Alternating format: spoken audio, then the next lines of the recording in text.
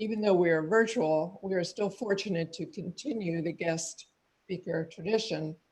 And I call upon ruling elder Helen Crone from First of Annapolis to introduce our speaker. Before I turn it over to Helen, I want to remind you that we will be incorporating questions and answers into the presentation after the first 15 minutes or so of our speaker's remarks. Our General Presbyter, Jackie Taylor, will moderate that process. So if you have questions at any time, place them into the chat. Helen, I will turn this over to you. Thank you. Thank you, Audrey. Good morning, friends. Today we welcome Professor and Church Historian, Dr. William Yu. Dr. Yu is Associate Professor of American Religious and Cultural History and Director of the Master of Divinity Program at Columbia Theological Seminary in Decatur, Georgia. Dr. Yu studied economics at Penn before going to seminary at Westminster Theological Seminary. He subsequently studied at Emory University, completing his PhD. He is the author of 2 books, American Missionaries, Korean Protestants, and the Changing Shape of World Christianity, and the Presbyterian Experience in the United States, a Sourcebook. Dr. Yu is also currently working on a book project that traces the history of Presbyterians in relation to race and racism in the United States. In understanding our Presbyterian past, we are better prepared to seek justice through our ministries today. Dr. Yu, we are grateful for your time and willingness to speak to those of us gathered here today from Baltimore Presbytery. Welcome. Helen, thank you. And thank you to the planning team. I spent about 20 minutes with you virtually on Thursday. You all met my cat who jumped behind me for a moment of that. But it's just I feel just warmly embraced and welcomed through Helen over several emails and through meeting some of the planning team on Thursday. So I'm grateful to be with you all. So I am going to try to answer or give a few answers to the question that I found from the Reverend Dr. Katie Geneva Cannon, which I believe some of her question was shared with you in my description of my time with you. What kind of Christianity? What kind of Christianity defended enslavement? What kind of Christianity defended anti-Black racism? What kind of Christianity defended brutality, human rights violations, sexual violence, family separation, which is a part of our American past, and not only part of our American past, but part of our Presbyterian past. So I want to try to answer what kind of Christianity with 4 different kinds or 4 different views in the first 15 minutes or so. And then I have a question for you all, and we can engage the rest of the time together. So the first kind of Christianity, I'm going to take us back to 1860 and First Presbyterian Church in New Orleans. Benjamin Morgan Palmer was the pastor there. Before being the pastor in New Orleans, he was a professor at Columbia Theological Seminary when it was in South Carolina. And he preached a sermon on the eve of the American Civil War, in which he declared and taught his parishioners, and it was widely circulated and published afterwards, that slavery was a divine trust or a providential trust, that it was a blessing from God, and that the natural condition of Black Americans was servitude, such that the white race and the Black race, or white persons and Black persons, were equal in redemption, but different in capacities of culture, intellect, ability, and temperament. In this sermon, Benjamin Morgan Palmer also mocked Northern abolitionists for thinking that with emancipation, that Black Americans could survive alongside whites. To paraphrase or summarize one of his points, he thought that with emancipation, that Black Americans would wither in the face of having to live together and compete together with the vigorous Anglo-Saxon race. So in some ways, some historians would say that Palmer's sermon represents an intensification of Presbyterian and Protestant pro-slavery theology, opinions, and convictions. And what I mean by that is, so in 1790, there were approximately 700,000 enslaved Black persons in the United States. By approximately 1830, that number had tripled to over 2 million. And by 1860, that number had doubled from 2 million to 4 million enslaved Black persons. And let's say between those years of 1790 and 1860, abolition also grew in response to certainly moral awakenings, religious awakenings, and just the ubiquity of enslavement in the country, such that pro-slavery theology and Presbyterian pro-slavery theology didn't weaken or diminish between 1790 and 1860, but it actually grew and intensified and became more nuanced and more deep and had more intricate arguments from the scripture and philosophy and moral reasoning, because pro-slavery Presbyterians and other thinkers were responding to increasing abolitionism. So at one level, historians say Palmer really, not so much that it's a departure from Presbyterian pro-slavery theology, but it really is the heightened white supremacy and anti-Black racism there. That in some ways Palmer is responding to calls from abolitionists to emancipate. But at another level, what I struggle with that is that, let's say it was an intensification. Let's say it was not a departure, but this heightening of. Palmer was neither reviled nor rebuked in his white Presbyterian community for this sermon and for these intensified racist views. In fact, the opposite happened. And one evidence I have of that is of this widely celebrated person, Benjamin Morgan Palmer, and leader, was that he was elected the first moderator of the Presbyterian Church in the Confederate States of America, the PCCSA, in 1861, which after the American Civil War became the Presbyterian Church in the United States, the PCUS, which reunited with the United Presbyterian Church in the United States of America in 1983. So in some ways, within our PCUSA, Benjamin Morgan Palmer, in some ways, is recognized as one of our ancestors of faith. He is one of the moderators of General Assembly of one of the denominations that are a part of the PCUSA today. So that's one view.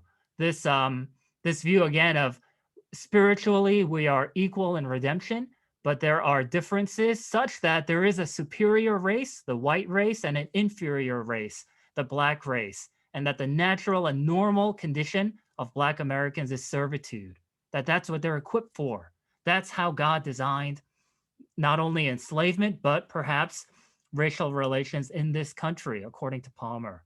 A second view comes from William Swan Plummer. Last name is spelled P-L-U-M-E-R. So no double M, no B in there.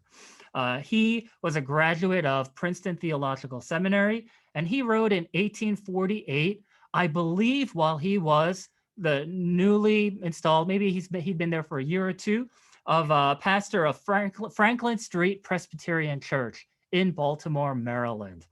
He wrote a short, maybe 30-page article or essay about his thoughts on the religious instruction of enslaved Black Americans.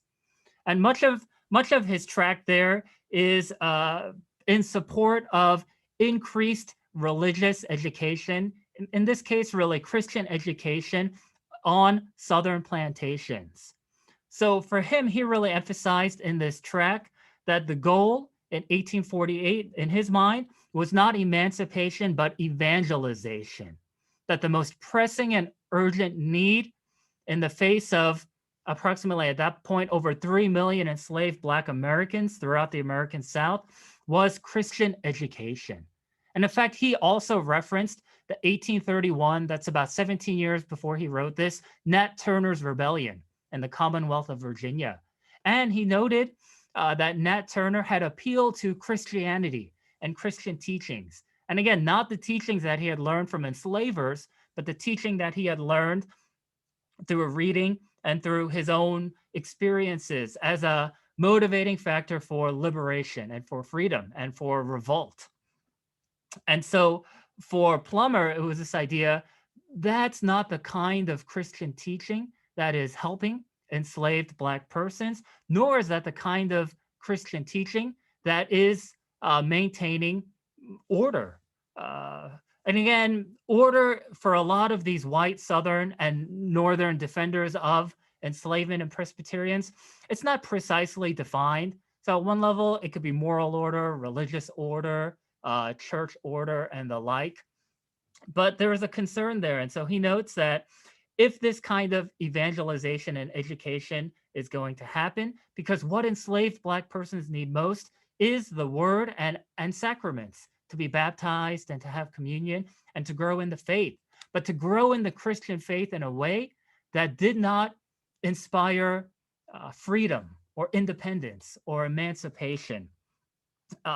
He noted that he supported that policing was needed to ensure order in the American South, and insurrections and also enslaved Black persons who had run away seeking freedom. I'll get into one of those in a moment. Another one who had run away, and I'll get to him at the end, is Frederick Douglass, who escaped in Baltimore in 1838 from slaveholders who were Christian. And he also said, in order for this kind of education and evangelization to happen, white Presbyterians who serve as missionaries, if you will, on these plantations, that they need to receive consent from and permission from the white slaveholders or the white enslavers. This has to be done in concert with, not in opposition to.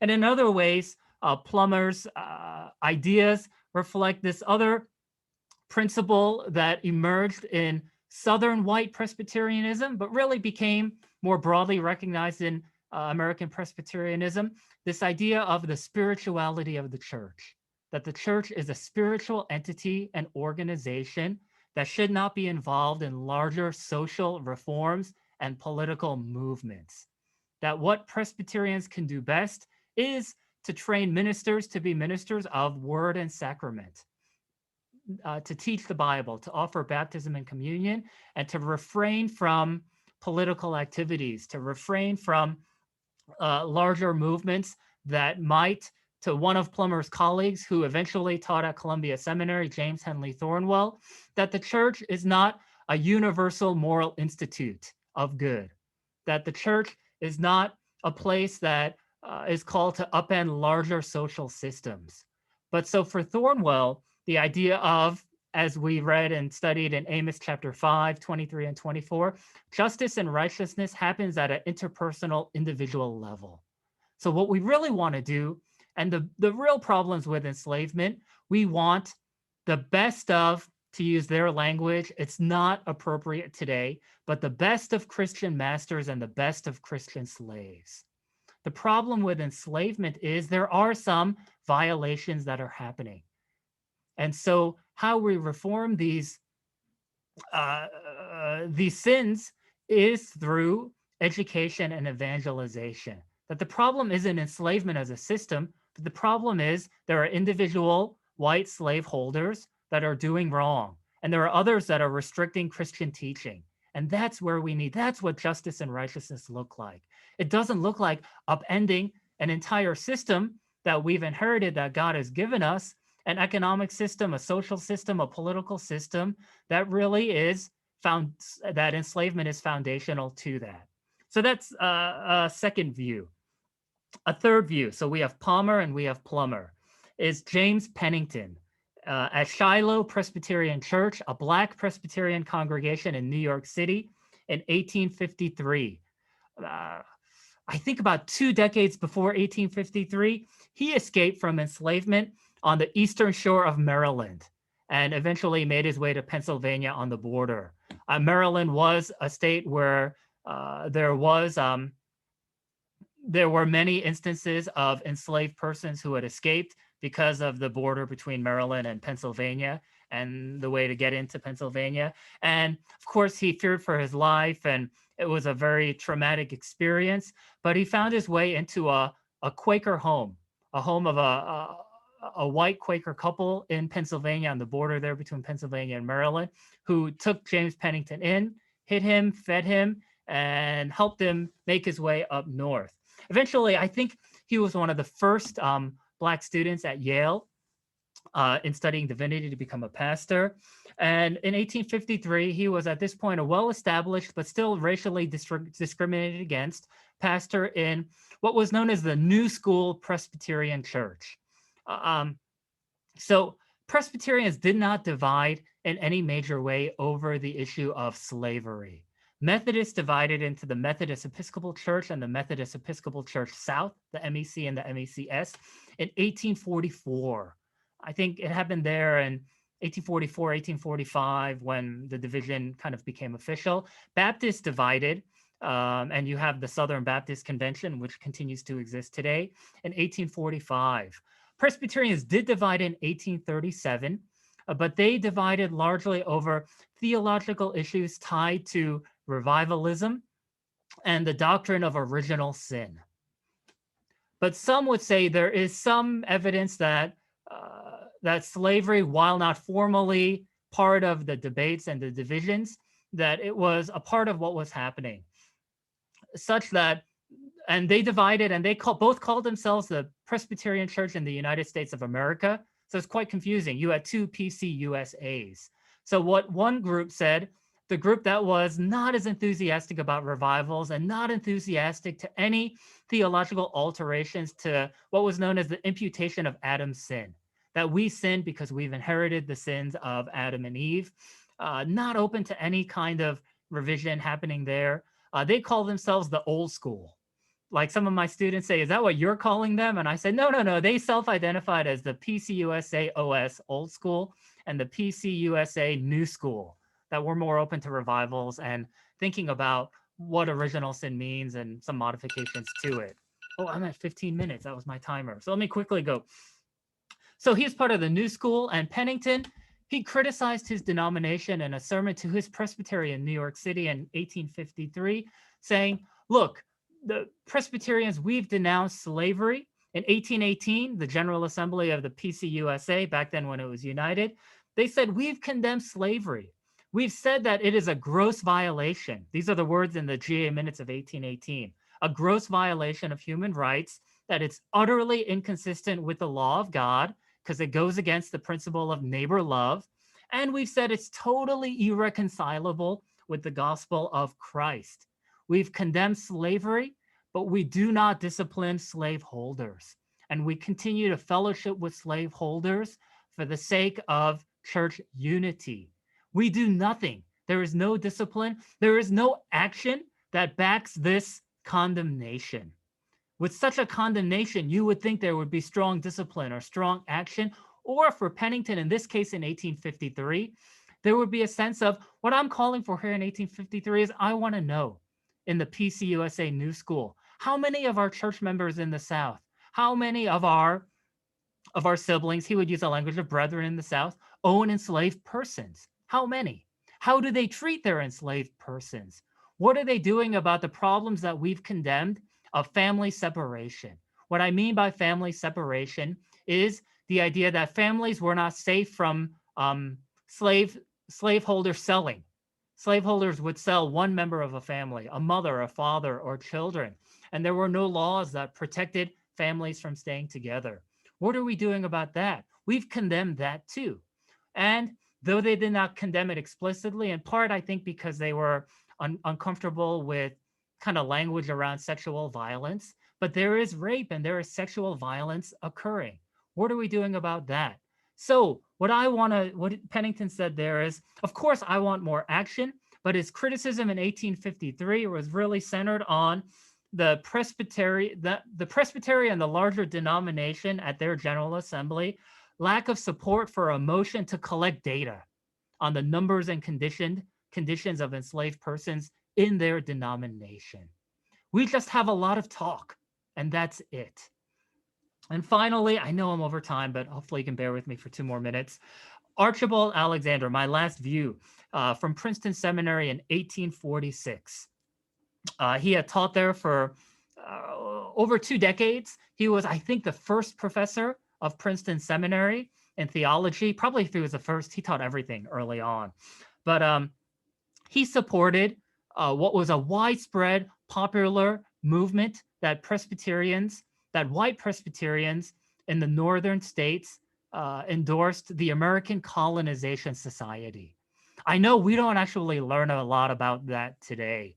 In fact, as I was doing the research, I was surprised by the numerous mentions of support for the colonization movement in almost every General Assembly minute after 1818, all the way up until the American Civil War. What the ACS was, American Colonization Society, in fact, co-founded by a Presbyterian minister named Robert Finley when he was in Basking Ridge, New Jersey.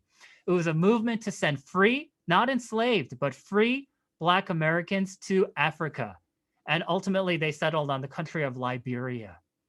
And so two motivations. One motivation was that who would be the best missionaries in Africa and in Liberia? It wouldn't be people with white skin, but it would be people with Black skin. So that for the sake of evangelizing and saving Africa and saving Liberia, we should have a movement to send free Black Americans to Liberia. But the second, and these were really tied, so one is kind of world mission. The second was the recognition of white contempt of Black Americans, or the severity, tenacity, ferocity of anti-Black racism. So these were the two motivations. One is evangelization. The other was the recognition from white Protestants, including white Presbyterians, and even white politicians like Henry Clay, who was a strong supporter of the ACS, was this idea that it's very difficult for emancipated, free Black Americans to thrive and flourish in this country because of widespread anti-Black racism in white communities. Archibald Alexander in 1846, he conceded, I don't want to say it's a confession in his book, but he conceded that anti-Black racism in white communities, perhaps even his own white Presbyterian community in Princeton, he conceded that it was wrong. He conceded that it was irrational. He conceded that it was unreasonable, but he also conceded that it was ubiquitous. And he conceded that it was likely too insurmountable to overcome. So even if all enslaved Black Americans were free and thus lived all over the country, there was a deep concern that they would not be able to flourish and thrive. For some, it was the racist idea because they didn't have the capacity to, which goes back to Palmer. But for Alexander, it was more because he feared white contempt, white hatred, and white violence against Black Americans, because he had seen it happen in New Jersey and all throughout the northern states to free Black Americans from white Americans.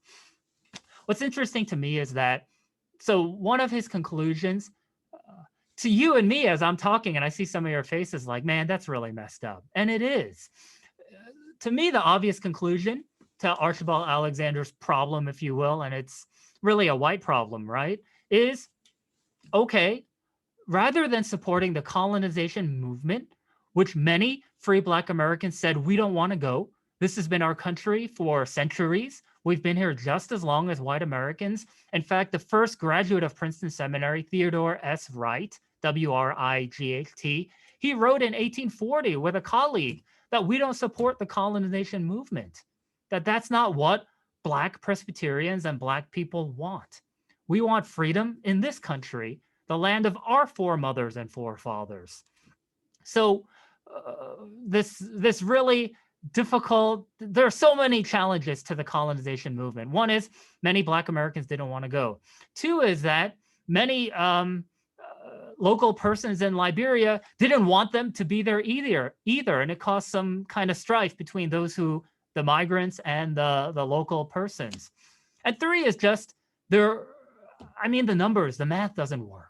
For the number of Black Americans in the United States, how many can, participate in this migration colonization movement? So, right, the real solution is confront, teach, and call for repentance in your white Presbyterian communities about anti-Black racism. The real solution is let's have reform and let's have justice and righteousness and let's have faithfulness in white Presbyterian communities. if it is the sin that Archibald Alexander himself is identifying as sin. But the challenge, there is that it was the recognition that for Alexander and other white Presbyterians in northern states, and I'll conclude with this, I promise. It was the recognition, and I saw it in a sermon from William Henry Ruffner, I think in 1852 at Seventh Presbyterian Church in Philadelphia, which was again in support of the colonization movement. We hate slavery. By we, he meant kind of white northern persons, perhaps white northern Presbyterians, Christians. We hate slavery, but I'll summarize, and I think I'm pretty accurate on this, but we also hate Black people too. This is our challenge. So really, I think he called it a peculiar problem. And the peculiar solution to this peculiar problem is, again, to Ruffner as well, the colonization movement. Now I share all these things and I'll really open it up here. And what it means Dr. for us. You Yes. actually have some more time. So if there's anything you want to expand on, please. I know it's my own discipline. I know that, especially you're all meeting, it's all day and I don't, it's hard to listen to one person, no matter how good or bad, especially if they're bad, right? For more than 15 minutes. But I'll just say this. Thank you, Jackie. I think so. For me, I really, as a historian, beyond getting to the details, I really want to answer Reverend Dr. Katie Geneva Cannon's question. What kind of Christianity? So I'm sharing with you Palmer's kind of Christianity, which represents some white Presbyterians in the South. I'm sharing with you Plummer's kind of Christianity, Pennington's kind of Christianity, which recognized that, like other Black abolitionists and some white abolitionists, that anti-Black racism and abolition were tied, that you can't have one without the other. And finally, Archibald Alexander's kind of Christianity. And so my question then is, what kind of abolitionist congregation are you? Right? That's what I'm asking of the past. Are you, or what kind of Presbyterian congregation are you? Are you the kind of Christianity that defends slavery? Are you the kind of Christianity that acknowledges there are a lot of enslaved Black persons, but the solution is evangelization and not emancipation? Are you the kind of Christianity, the kind of Presbyterianism of Pennington that really wants actions to match words? Or the kind of Christianity of Alexander that really sees anti-Black racism as something too insurmountable to overcome? And so the question before us today is, certainly enslavement is no longer with us. The legacy of it remains. But I guess I want to learn from all of you in Baltimore Presbytery, what kind of anti-racist congregation are you? Or for some, I recognize, and let's talk about this, that is a kind of, I don't want to say divisive term, but it's for some a challenging term. Then what kind of congregation are you in the ways in which you support racial justice? Like, what does that look like? And I guess, what does that look like in the sermon? But what does that look like beyond the sermon? Like tangibly, as I ask that question, like what comes to mind for you and your congregation? What are like 3 or 4 concrete, like here's what my congregation being anti-racist looks like? And I'll share with you, William, here are 3 things. Or here's what my congregation seeking a more racially just church and world and country, here's what that looks like. Here are 3 concrete examples or illustrations. In the same way, I'm looking for illustrations of the past. That's something, and I don't mean it to be in like a ooh kind of way, but more just I'm wondering, like, what does anti-racism in Presbyterian congregations look like today? What does racial justice look like in Presbyterian congregations today? And what does it look like in your presbytery? So I'll end there. I know, man, I probably doubled my 15 minutes. I really apologize, but let's open it up. Thank you so much. I am sure I can speak for most of the folk on the screen that we wish you would talk longer. And needless to say, the chat is blowing up. So let me start with thanking you again on behalf of the Presbytery for opening our eyes and giving us some insight on our history. and how, especially during these particular times in our political world, in our denomination, we are hearing, at least for me, I am hearing a lot of William Plummer's view of, let's not talk about all these issues. Let's just spiritualize. We don't want to talk about it in our churches. We just want to go back to the Bible and learn about faith, and enough of this, racial justice issues. So let me start with some of the questions that are coming in for the chat. And one of our pastors says, how much of what's been going on was the tension between abiding by the law at the time, which was you could have slaves, and challenging the status quo? So you have some folks that said, oh, we've just got to follow the law of the land regardless of how we feel. And then there was another side that said, no, we want to challenge the status quo. So I am sure there is a lot of that going on right now, as obeying the police officers and not challenging the law of the land, which is you can't be a criminal or whatever, versus the status quo may, in some eyes, be it's okay to use excessive force if the law feels like it's necessary. How do we in modern times get beyond that and address that balance? Oh, thank you. That's a really good and hard question. Lots of times the good ones are hard. So we can start in the past. And again, I'll try to be brief here too. Yes, in some ways, Presbyterians were some, and again, I don't mean to present it as a monolith, but some Presbyterians in their hesitance to support abolition, it was a concern for the law of the land, and it was a concern for obeying civil authorities. Or it was this idea, another idea for even those who did recognize some of the sins of enslavement. It was like how we go about reforms is not through active political engagement, but it is through what I've described.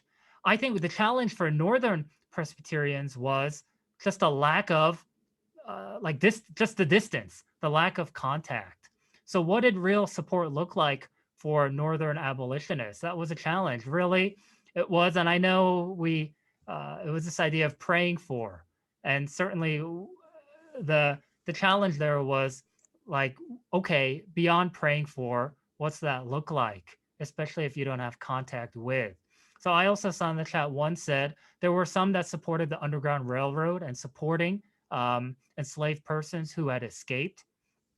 But largely, I would say it was, a concern for the law, a concern for recognizing what's like Christian engagement and what's social engagement, and in some ways dividing them. And finally, I'll say for some also, it was for some of you, this may be your alma mater, Princeton Seminary, when they did their racial audit a few years ago. I think one of their conclusions was for acknowledging, as I've shared with you, my fourth view, Archibald Alexander's support of the colonization movement and the lack of support for abolition, that it was a failure of imagination, or a failure of theological imagination. It was a failure to imagine the possibilities of a racially integrated world that they lived in, that they couldn't fathom it.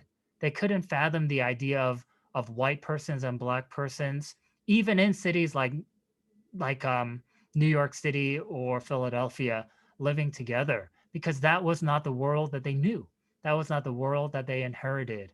So in some ways, to Jackie and to all of us, even those Southern Presbyterians like Charles C. Jones, who owned enslaved persons, but really made it his mission, if you will, to do the kind of evangelization project that Plummer supported. In fact, Plummer quotes Jones quite a bit in his 30-page tract. It was this idea that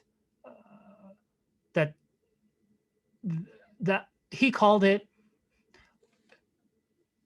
enslavement, he didn't say enslavement was wrong. But for example, he did acknowledge and he fought for the abolition of the transatlantic slave trade, the international slave trade, because he acknowledged the brutality of the Middle Passage. And he thought it was wrong to, to transport kidnapped Africans across an ocean to get here, especially by the 1810s, 1820s, when there were more than sufficient numbers of enslaved persons, Black persons here in this country. But he has this phrase, Jackie, and to all of us, but we don't know why it existed for so long. And so he said it's inscrutable providence, capital P, right? Like, we don't know, but this is what we've inherited. So that's where you have the failure of imagination. So the solution isn't really just fully making things right, freeing all enslaved persons and creating a new society of racial integration. But the solution was all these kind of, we need to evangelize, we need to try to get at other reforms that tackle family separation, although he didn't really name that. For him, the big one was literacy. We do need to advocate for more literacy, because there were rules in southern states like South Carolina against teaching enslaved persons to write. But I guess that's one way to answer the question, Jackie. Oh, thank you. That is excellent. One question just popped up on the chat, sorry. Given the pastoral influence of Reverend Palmer in the South, why didn't his message of benign paternalism result in kinder treatment of slaves? So even though the slave owners were devout, why was the cruelty allowed to exist in the individual plantations? I think in some ways, it was almost like men like Palmer and James Henley Thornwell, who taught at my seminary when I was in South Carolina. It was this idea that maybe by example, like the ways in which we treat humanely and Sabbath rest and religious education, the ways in which we treat the enslaved persons, not in our care, that we own, let's be honest, that would be a model for other kind of white Southern enslavers. And I think even I read one outside view of someone who had visited Thornwell in Columbia, South Carolina, and other kind of wealthy, affluent white Presbyterian leaders in Columbia, South Carolina. And this observer noted, they treat their enslaved persons comparatively better, Jackie, than what he saw on other plantations. It seems to be as humane an inhumane system as possible. And Thornwell, he said, is recognized as maybe the most respected Christian gentleman in Columbia, South Carolina, for the way he treats his enslaved persons, the way he teaches them on Sunday, the scriptures and the like. And it was this idea that, at a smaller level, we're really trying to do this unjust system, although they wouldn't use that language, but I will, as justly as possible, despite all the contradictions. So perhaps that can happen organically in other plantations. But what this observer also recognized is that they didn't like talking about what was happening in other plantations. He said, not in South Carolina, but he met another Presbyterian leader, I forget where in the South, in the deeper South, and he said even this Presbyterian leader was ashamed that he didn't want this observer from Scotland to see what a slave auction really looked like, because it was so awful and it was so brutal. It was this kind of double consciousness. It's almost like this willful ignorance and blindness to the realities, as long as I'm doing it right. And again, I'm summarizing there, and I can't fully get into the mind of these slaveholders and these Presbyterian defenders of, but I think that's one. And I think certainly, I imagine for some of us, it resonates with ideas that are challenging today. But I'm not racist, but I treat all people equally. But I think my kids are doing the same in that idea. And at one level, I think there are, and this is where I want to open it up, because I'm not I'm not the authority on the past either. I offer one historical interpretation, but I'm certainly not the authority on what's happening now. But I do recognize, to Jackie and all of us, that that notion is both widely held, but also widely criticized. And I think that leads to some of our ongoing tensions today. Is that enough to say, I'm a white church, I'm a white person, and I'm not racist? And everyone in my immediate care and influence, I want them not to be racist. Will that create a racially just church and society? And I don't mean to make it so direct line between 1850 and today, but I do raise that for us. There's lots of wonderful comments on the chat. Some of them are reflections. Did people leave abolitionist churches? Were there churches that lost white members? Were pastors afraid of losing Presbyterian members? And I would add my own commentary. How much of that DNA, if that indeed happened, would contribute to what we would call in the 60s and 70s white flight, where as congregations are opening up to Black members who are moving into their communities, et cetera, how much of that DNA of we're all Christians, we love all people, but we really think that Blacks are separate over here, and so there's just certain boundaries we don't want to cross, which is having Blacks in worship. Let's see, there's another one of so interesting to hear the concept of colonization in reference to Black folk when Christian missionaries in U.S. sought to kill the Indians and save the man. Basically colonize indigenous people in reservations and through introduction of boarding school movements. And it's interesting because my daughter was studying this in college about Lincoln was in favor of colonization and suggested freed Blacks could be given land sort of out there. So it sounds like there was this tension even among good folks that brown folks and white folks could be Christians, but really should not mix societally. How much of that do you feel like is in our DNA today? Oh, that's another good hard question. I think one observation I'll have, what's slightly,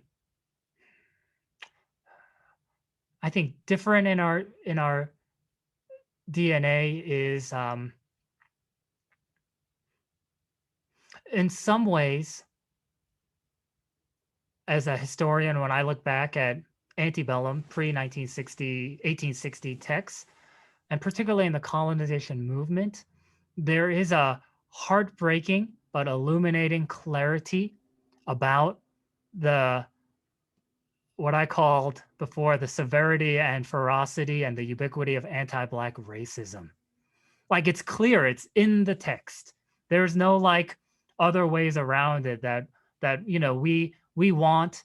So you're right. One challenge, I think, is when two Northern Presbyterian denominations reunited in 1958. I think that was when the PCUSA then reunited with the kind of Western PA, Ohio, the more Scots, UPNA, United Presbyterian Church in North America. That's why you had the UPCUSA. They didn't know we're against any kind of racial separation. I don't remember the exact language, but we want reconciliation and we want unity. But at the same time, Jackie, you're right. At the same time that was happening, that was the heightening of white flight from more racially integrated community or communities neighborhoods that were becoming more into what we now know as the suburbs. And that was one tension that I did still exist in the 1950s and 60s. I think different there in that, again, it's this, to me, it's this, one, being honest about the views that the majority of white persons held in 1850, and then getting at the majority of views that white persons and white Presbyterians held in 1950, versus perhaps now we're not quite 100 years later today. I do think maybe what's a little more challenging today, Jackie, and in some ways I think it's good. It does represent progress, and it does represent that we are hopefully still becoming a more perfect union. But what it becomes more obscure is that it's harder to get at more precision today, I think, about what racial views are, like how we really view what we need to do.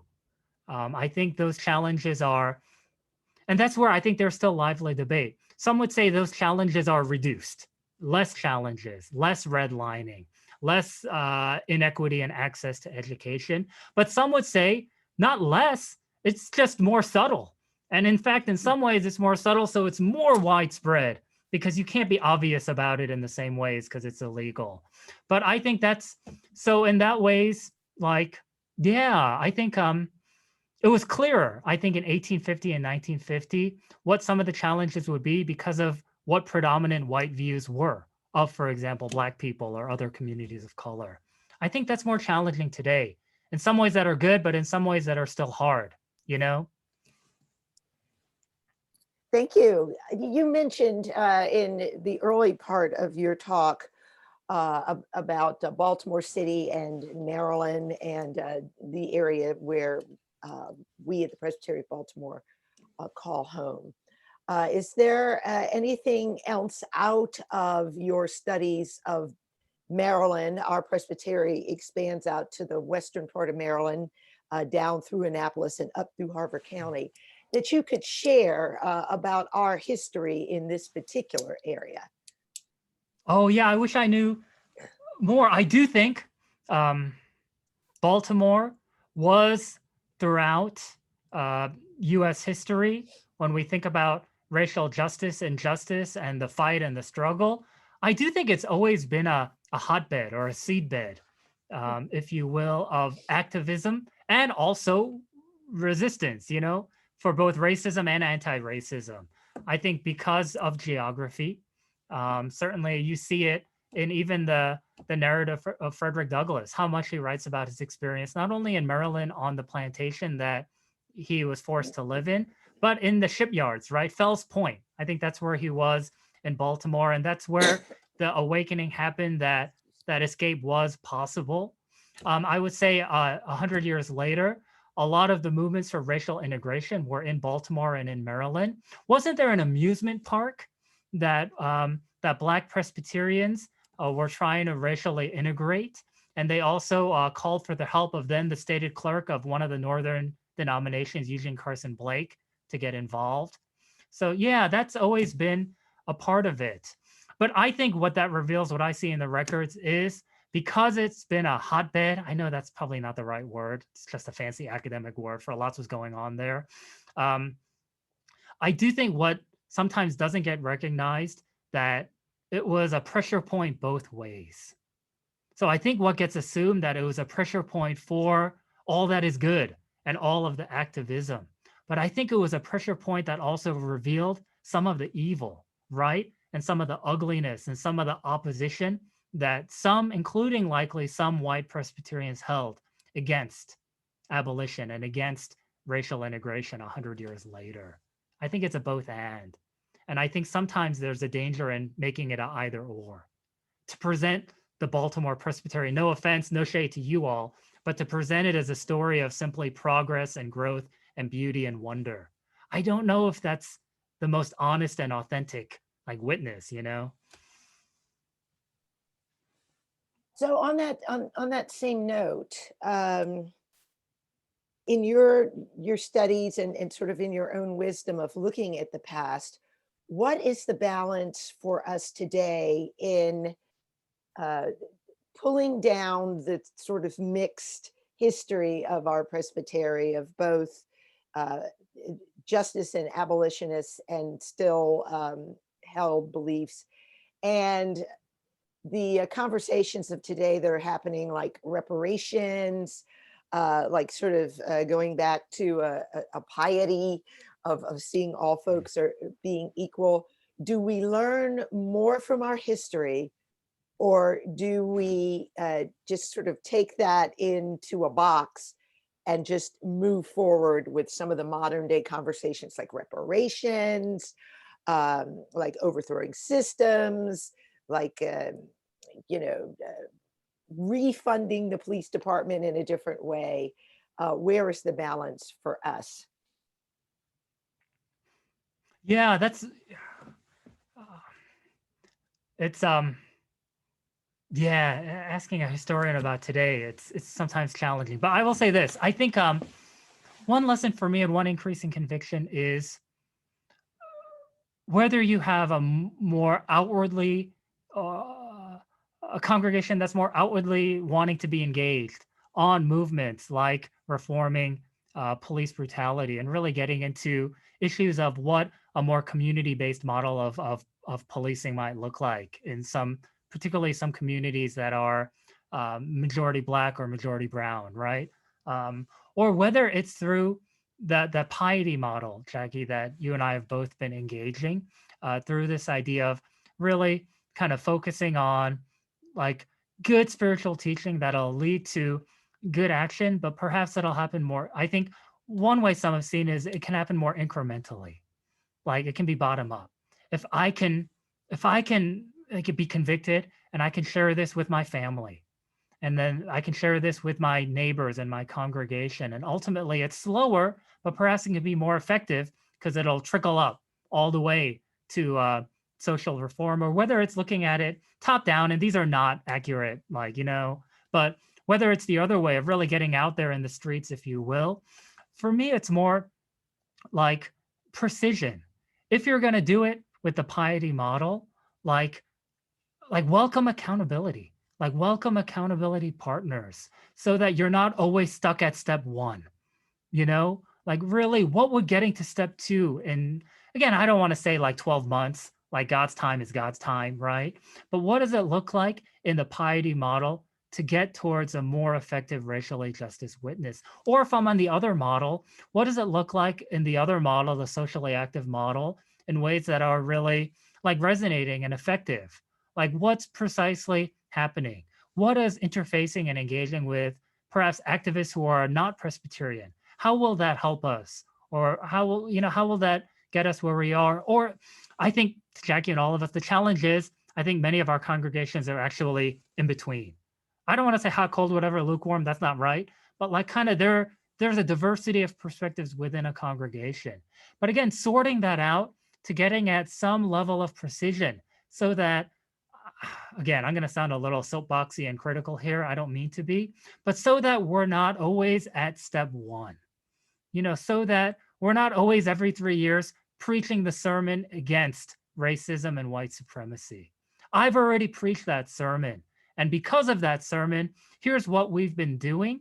And I think it's the recognition, like with more precision, hopefully it can be bringing people along in the congregation. And I think sometimes, and it happens at my seminary too, what happens is, Jackie, to your point, and I think it's a fear of consensus building is really hard. So it's the fear, I think someone mentioned of flight, not suburban flight, but abolitionist flight. And that likely did happen. I think in northern churches, some white Presbyterians did leave churches that were more publicly for abolition. But I will say at another level, it also revealed at some abolitionist churches, I'm going to share one, I think it was called Light Street Presbyterian Church, LAIGHT, which was an abolitionist church. I think Samuel Cox was the name of the minister in the 1830s.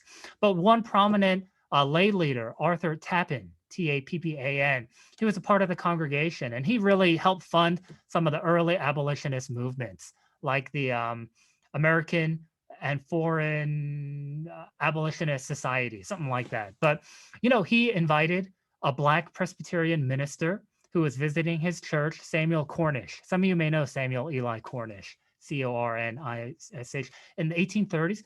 He invited him to the church, but that church, despite its abolitionism, had segregated seating, right? So Cornish could sit in the back pews or up on the balcony.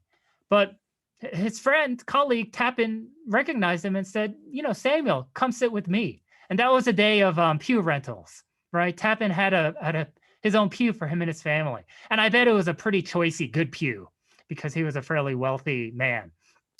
And so Cornish sat with Tappan, And afterwards, even the newspapers reported it was like the scandalous thing that Tappan did. Like, how dare he like kind of break the codes in an abolitionist church? So I think a few weeks later, Cox had to write. I don't know that he preached it, but he had to write. And he said, Jesus was a man of color too. Would we have been mad if Tappan invited Jesus to sit in his pew? But I would say Tappan, he was really conflicted about it. He felt like what he did detracted from the abolitionist movement. He felt like what he did made abolitionism and his support and his desire for abolitionism harder. And what was interesting to me is, like, many years later, I think in the late 1860s, 70s, he reflected back on what he did. And even then, 30 years later, this is post-emancipation, he kind of regretted it. He didn't regret doing it. It was true to his convictions, but he regretted it because the people in his community were not ready for it. And I share this not to say, again, there's no answer, but I think what I appreciate about that is that it's precise. I know exactly what was happening, and I know exactly what the barriers, the boundaries, and what the steps towards getting better might look like. And I feel like in a lot of our congregations today, we don't have that kind of precision. Like, we don't know. And if we don't know, how can we? In part, we don't know, maybe because of a fear of some of the ugliness. I don't know, but sorry, that was too long. No, actually, that's probably touching on some of the questions about reparations, which I want to get to. But I recognize that your resume is sort of beyond the black-white. Can you share with us a little bit about racism and some of these issues in the Korean context? We are fortunate to have 2 Korean congregations in the Presbytery of Baltimore, so I would love to hear a little bit about some of your writing in that area. Oh, yeah, I don't want to say too much, not because I don't think it's valuable and not because I don't value my Korean American siblings in your Presbytery. I think that's really pretty awesome. But I can share this. I think, so one challenge is, I acknowledge I am married to a native-born Korean American woman. So we are both Korean American. And so we have 3rd generation, 2 children. So I want to acknowledge that America and Presbyterianism is beyond the binary of black-white. That we are a multicultural, multi-ethnic, denomination and country, such that if you're neither black nor white, it doesn't mean that you don't belong, that there's equal belonging and inclusion and all of that. That binary thinking is not helpful at one level for inclusion for me and my family, and maybe the churches in your presbytery. But at another level, I would say we've inherited this binary, and that true freedom for all doesn't happen until this binary gets broken of white supremacy and notions of black inferiority that Palmer preached about in 1860, such that like my struggle is tied into the black struggle, and my progress is because of black progress. Maybe Rosa Parks didn't sit on that bus for me and my family, but me and my family benefited greatly from what Rosa Parks did. I don't know that Dr. King thought about Korean Americans when he was preaching about the dream and the promise and the criticism of anti-Black racism and police brutality in 1963, at the March on Washington for Jobs and Freedom. But my family has benefited from the price that Martin paid for that dream. So at that level, Jackie, I would say, yeah, I want to be beyond the binary, but I want to recognize the power of the binary and fight the binary too. And it's challenging for Asian Americans. In the 1920s, a Chinese American family, I think in Mississippi, Martha Lum, L-U-M was her name. I think there was a white school and a colored school, right? That's what they called it back then, which was really a black school. And because she was neither white nor black, her parents tried to get her enrolled in the white school. And the case, I think, went all the way up to the Supreme Court. So at one level, I understand for Martha Lum and her family, like why wouldn't you want to go to the better school? Like, I can't fault her and her family for wanting her to enroll in the better school. So that's the conundrum that we're in. Like, why would someone who looked like me, if those are my options, to be treated like a white person or treated like a black person in 1920, maybe even in 2020 in some parts of this country, if I could choose to be treated like a white person, like, why wouldn't I? Even if, that helps perpetuate the binary and all of that. So I think that's where better education and a better kind of Christianity maybe would help all of us and help families like mine kind of wrestle with this binary. Yeah. I'm not getting too much into my research on the Presbyterian mission in Korea and the like, but I think that's what I'll share with maybe some of my Korean American siblings who are here on this call. That's really enlightening. And I think that that's probably one of the best explanations I have heard for why the Black Lives Matter movement is prevalent in places that, what is it? You can't have justice for some and not have justice for all. And if the Black story is really everyone's story, then that gives a sort of a different bent for those who have a lot of anxiety about the Black Lives Matter movement.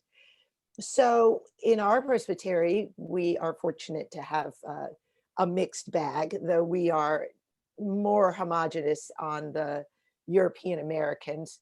We have our relationship with our Native American brothers and sisters. We have the Korean congregations. We have a Spanish-speaking congregation. If we were looking back at history, especially in those four views, and we wanted to adopt one, each one maybe in our own churches, to answer your question, which one are you? And say we collectively decided, okay, we want to move beyond who we were or what our DNA has taught us. What might that look like, and how might that be framed in the context of reparations, say to our African American brothers and sisters, our Native American brothers and sisters who are really, really struggling? How might we begin those kind of discussions based on who we identify ourselves to have been in the past? Oh, yeah, thanks, Jackie. I don't know how much your presbytery or different congregations in your presbytery has engaged the notion. This is where, like, I don't know. There's like 105 people right on this call, and I wish I could learn more, but we have limited time.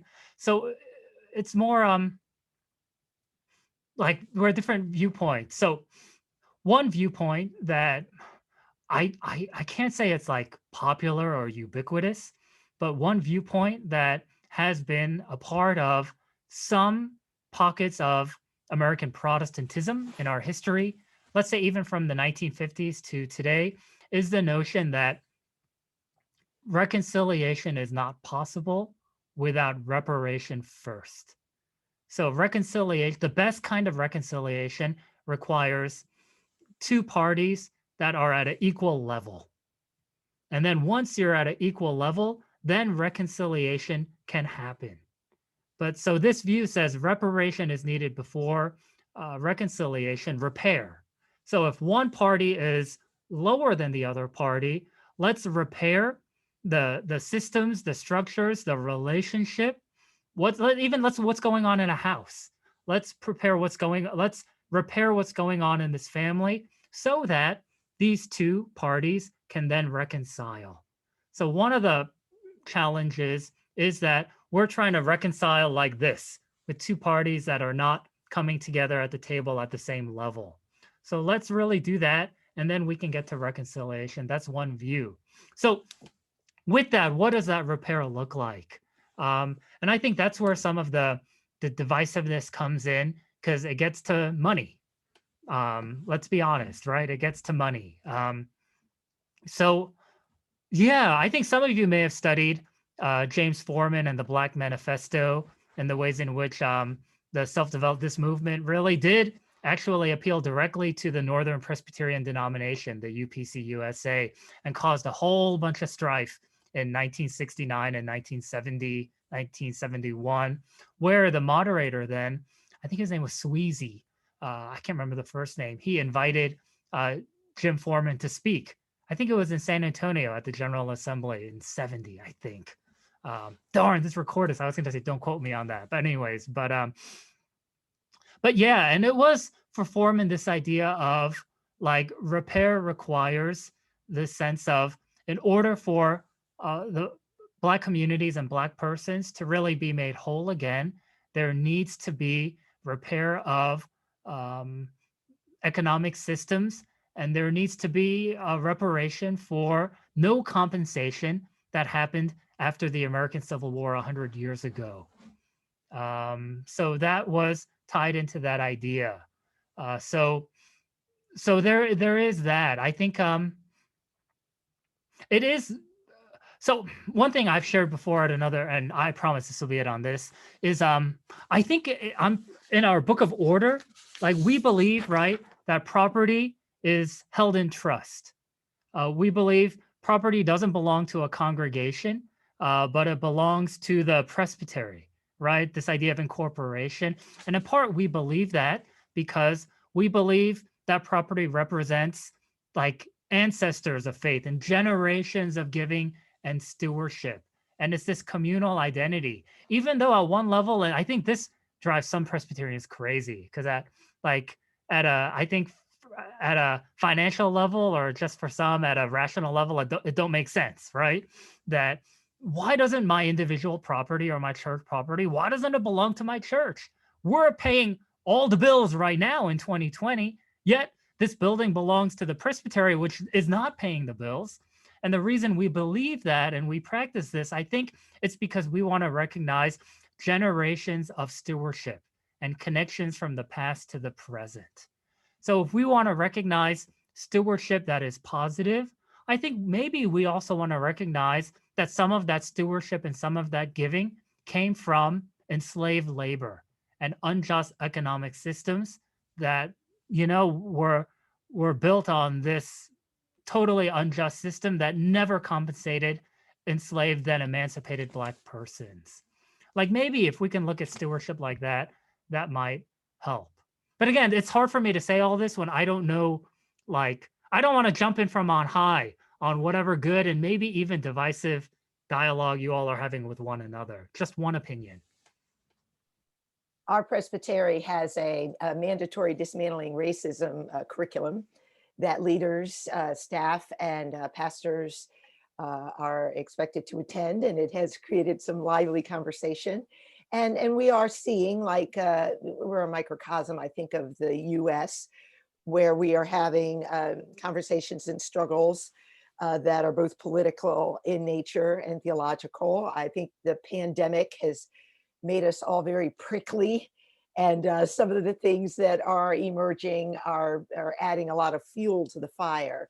So I think that like any microcosm, we are wrestling, but where I am so excited about serving this presbytery is that for the most part, we are wrestling. So I'm looking at our time. So Dr. Yu, I'm going to ask you to use your imagination just for a moment and pretend this is the last class that you were teaching to a group of 105 students. What would your summary of your time with us be so that we could leave your class and move forward into a bright new day?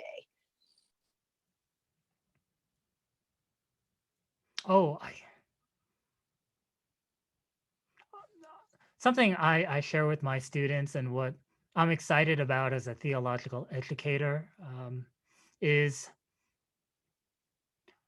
so as a historian, I really want to teach and write about the church, capital C, as it actually was. And I think what we're trying to do in seminary is to engage students, faculty, staff, all of us. We're really trying to engage the church as it actually is. And before we, or alongside the idea of church as it should be, right? But I think a lot of times there's more excitement about the church as it should be than the church as it is. And in some ways, it's kind of ironic and that Presbyterians, if any, and maybe I am being critical of that view, think that because we tend to be in our confessions and in our worship practices and in our life together, we tend to be a fairly sober-minded people of faith. We recognize the depravity of sin. We recognize that the church this side of heaven is flawed and is in continual need of God's hand of grace and God's redemption.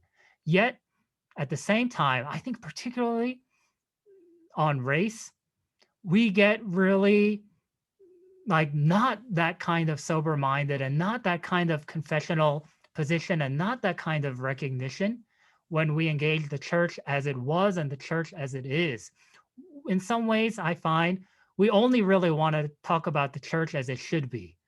I'm excited about what we can be in terms of a more racially just church without first exploring how did we get to be a racially unjust, whether by intent or kind of by omission, commission, what have you. You know, Jackie, and to all of us, I do find that's a kind of dichotomy. You know, like, yeah, again, I'll share, you would think, sometimes I think my church isn't as like creedal and confessional and liturgical in the way some other churches are. But man, you would think after like the Confession of Faith, it comes from like the Westminster Confession or Second Helvetic Confession, which are deeply honest about human sin and the inheritance of that sin. Like, wow, these people are really ready to get at the sins of the past. They just said it in their Confession of Faith and they all agreed. Yet it's like, all right, so let's talk about some of these foundational racist sins. Whoa, what? And so I'm like, wait a minute. We just did this Westminster Confession of Faith thing. What? Again, see, I feel bad, Jackie. That's not a very happy ending.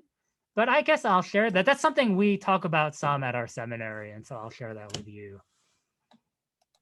You know, actually, I would say it's a kind of a happy ending because it really grounds us. We have our confessions and we hold them up in high esteem. And yet sometimes we look at them as just documents on a page and not include them in what we are supposed to be doing now, because the past is the foundation upon which the present church is built. And so I want to say that if we can commit one to another to remember those foundational principles of our past, to delve into them, to go back to our original confessions and note where we have not fully confessed or where we are still stuck. I believe that it will continue to inform us and the next generation of where we need to be. And if we could look at ourselves honestly now as where we are as a church today in 2020 and really dig into those issues fearlessly, I think it will inform us in the future. Dr. Yu, the chat is blowing up. This has been a really amazing conversation. We've learned a great deal. We have much to think about. And I know those are platitudinal things you always say at the end of a great lesson, but I think this presbytery is committed to always tackling the tough issues as hard as it can be, and to look critically at our past and our present. And for that, I am grateful. And to God, I am grateful for your presence among us. So I will give our moderator, Audrey Trapp, the last word in giving thanks for our time together with you. Thank you. Dr. Yu, you have given us so much information about our history that many of us really don't know. And I want to personally thank you for that. And also thank all of you who asked amazing questions and raised such important issues in the chat. And Jackie did a great job of incorporating those. This is a topic we will talk more about. And Dr. Yu, you did exactly what we asked you to do and a lot more in this talk and discussion. So I thank you very much. Yay.